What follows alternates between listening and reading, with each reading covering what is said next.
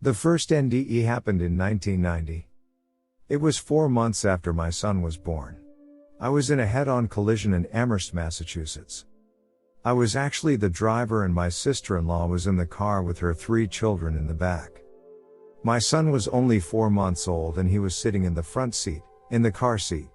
My sister-in-law went up into the windshield, and from what I remember and was told, and what I do know because her skull is deformed to this day, it's so very hard to talk about, because it traumatizes me to this day, her skull was cracked. I had my seat belt on. The guy hit us so hard that he cracked his steering wheel in half. My front end was totaled. There was no way that any of us should have survived, if you look at the picture, of the damage to the vehicles. My sister-in-law, what I believed happened, how I died, the rear view mirror was pulled out when we were spinning in a circle from him hitting us. I believe she hit me over the head, with the rear view mirror, because I never went through the windshield, but she smashed me so hard that I died. The reason why I know I died is that I was in the ambulance. I was laying in the ambulance and I remember the EMTs were around me and I was just out of it. I was just numb. And the next thing I knew, I was floating above my body. My body was laying in the stretcher and my spirit, what I would call my spirit, rose above. There was no body with me. And I saw my body laying in the stretcher. And I remember them trying to get me to come back. And I kept saying, I'm okay, I'm okay. But they couldn't hear me. And when I saw my body down there, I knew I was dead. Next thing I know, I'm in this green tunnel. It was so peaceful. I never got to the bright light, as other people have talked about, this white light, I've heard of that. And my mom will be telling her story, Elizabeth T., who also had an NDE from surgery for an aneurysm. What I do recall is, as I was floating through this tunnel, I heard my son, who was only 4 months old and couldn't even talk. The reason why I know it was my son is that when he started talking, and it was a baby's voice, that's what he sounded like after he started talking. At 4 months old, he shouldn't have been talking, but I heard, Mommy, come back. Mommy, come back. And when I came back into my body and they had a neck brace. They thought I had broken my neck. I remember when I came to, I was in such excruciating pain. However, when I was in the tunnel, there was no pain. Like I said, I had no body but there was no pain at all. It was just so peaceful.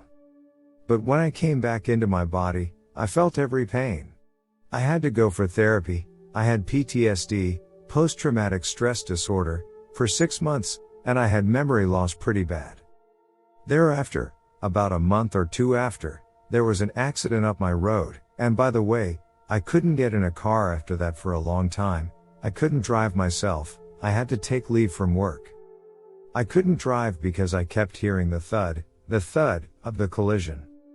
It was like, I remember about 1 or 2 months later, I heard a boom, the thud, and it was at the top of my road and it was on a main route and I went toward it and I remember, even though I was walking to get across the street to help these people, because I wanted to help them, my legs were moving but it was like, my mind wasn't going.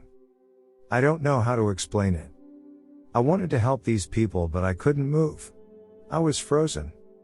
And that was that. I had to go for therapy. The ambulance came and they helped them. The tunnel was beautiful, peaceful.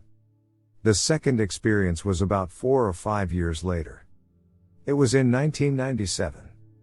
I have sleep apnea very badly. In that period, I had another son. In the middle, I had lost a son. My mother will explain something about this in her near-death experience. I had a miscarriage. I was not too far along, and my mother will explain because she crossed over and saw him.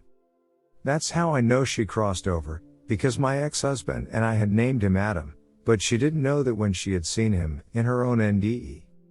I didn't know if this is a dream. I was half asleep. I tend to think, after hearing my mother's story, that I could have had another near-death experience and this one being with the bright light. I was laying in bed and I thought that my children were coming in and were shining a bright light in my eyes. My heart was racing, I recall, and I remember thinking it was the end of the world. I was having a nightmare and was tossing and turning and then God spoke to me and said, "My child, it's not the end of the world. Go back and rest. But before he had said that, this bright light, white silhouette of either Jesus or an angel, it was so peaceful, right on the edge of my bed, and it was pulling me toward it.